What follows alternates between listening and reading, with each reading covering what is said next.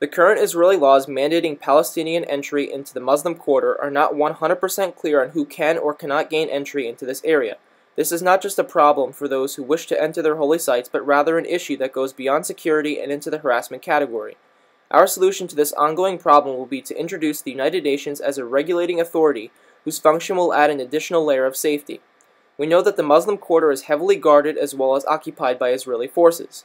As the situation presently exists, when a Palestinian wishes to enter into the Old City and either visit or pray at the Al-Aqsa Mosque, the third holiest site in Islam, he or she can expect to be bombarded with unnecessary and continued persecution. As mentioned earlier, there are no laws that state with specificity who on the Palestinian side has access to this land. The confusion as to who is permitted onto this land is further compounded by the fact that although most Muslims are allowed to enter at certain Israeli security posts, men ages 40 to 50 years and up are declined. What makes this issue so frustrating is that there are no official rules or mandates stating who is permitted to enter. Of course, Palestinians should be allowed to go into a site that is holy to their religion, and the Israelis should be able to feel safe and secure when allowing people into their land. But when they put such absurd restrictions on the Palestinians, it makes the dilemma even worse. To combat this never-ending dispute, we have suggested that the Muslim quarter be completely open to the Palestinians, with a security checkpoint on the Palestinian side of the West Bank wall. Additionally, the checkpoint would be patrolled by the representatives of the United Nations to ensure the safety of the Palestinian visitors and eradicate ridiculous Israeli forms of intimidation and oppression.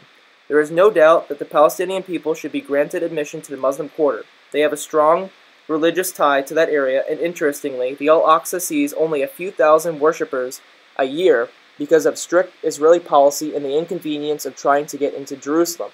Further on this point, an Israeli statesman by the name of Mahmoud Abbas said 1 to 2 million foreigner pilgrims could visit Al-Aqsa annually if access was free and unimpeded.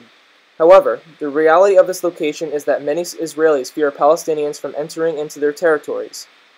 Nonetheless, because of the UN checkpoint at the entrance to the Old City, any apprehensive Israelis should feel safe and secure. When discussing such a difficult situation, it is important to factor in the alternatives and concerns of both sides, where there needs to be a give-and-take scenario.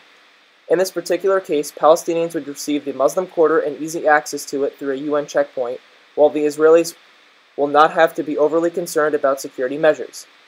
These culmination of ideas should ideally aid the trouble of the parties in the West Bank and more directly the Muslim quarter in Jerusalem.